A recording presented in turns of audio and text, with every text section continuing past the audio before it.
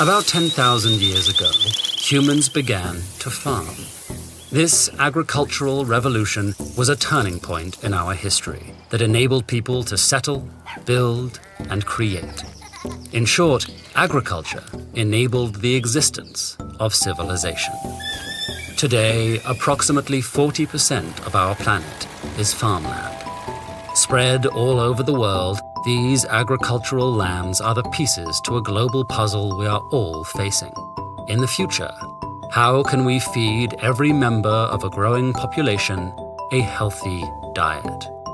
Meeting this goal will require nothing short of a second agricultural revolution. The first agricultural revolution was characterized by expansion and exploitation, feeding people at the expense of forests, wildlife, and water, and destabilizing the climate in the process. That's not an option the next time around. Agriculture depends on a stable climate, with predictable seasons and weather patterns. This means we can't keep expanding our agricultural lands because doing so will undermine the environmental conditions that make agriculture possible in the first place. Instead, the next agricultural revolution will have to increase the output of our existing farmland for the long term, while protecting biodiversity, conserving water, and reducing pollution and greenhouse gas emissions. So what will the future farms look like? This drone is part of a fleet that monitors the crops below.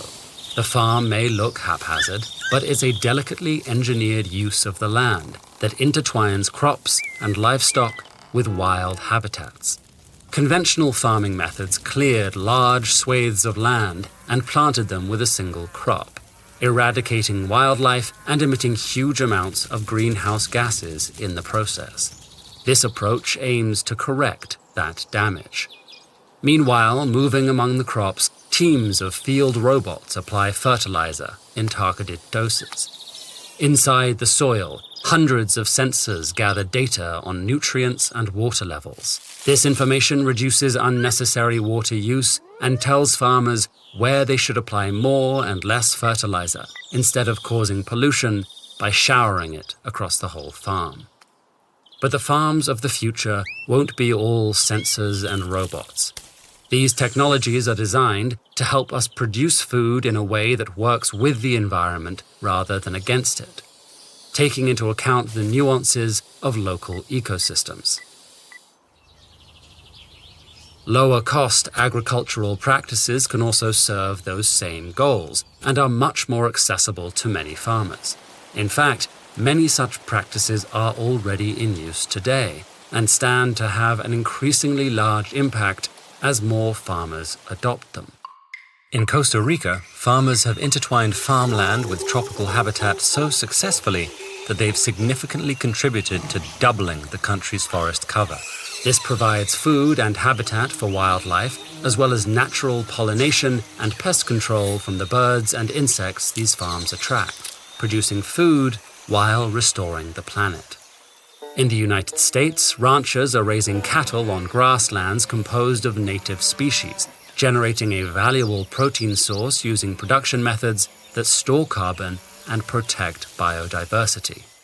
In Bangladesh, Cambodia, and Nepal, new approaches to rice production may dramatically decrease greenhouse gas emissions in the future.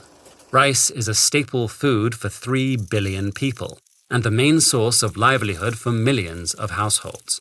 More than 90% of rice is grown in flooded paddies, which use a lot of water and release 11% of annual methane emissions, which accounts for 1 to 2% of total annual greenhouse gas emissions globally. By experimenting with new strains of rice, irrigating less, and adopting less labor-intensive ways of planting seeds, farmers in these countries have already increased their incomes and crop yields while cutting down on greenhouse gas emissions.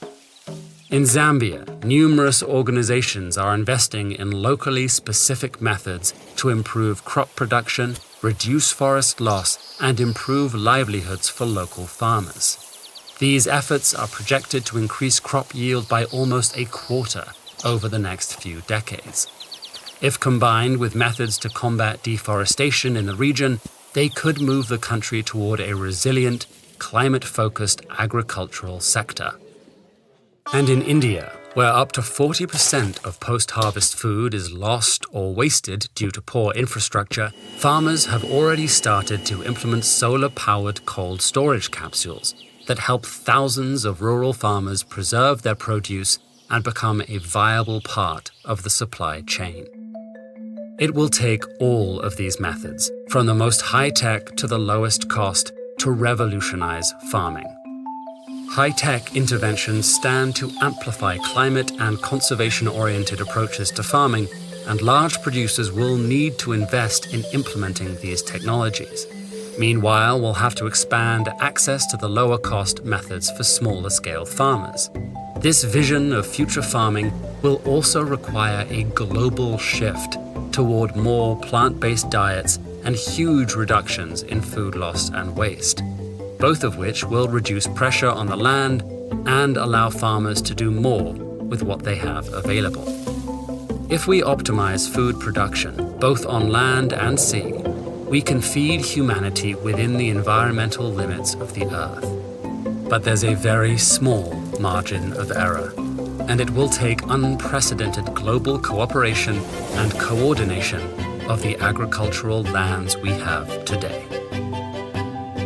An agricultural revolution can start with you. Join Countdown, a global initiative bringing together scientists, activists, urban planners, farmers, business leaders, artists, and you. Together, we'll champion bold solutions to the climate crisis and turn those ideas into decisive action. Find out how you can be part of building a cleaner future. Visit our website or email us help@agrownet.com. Thanks for watching this video. All links required is added in video description.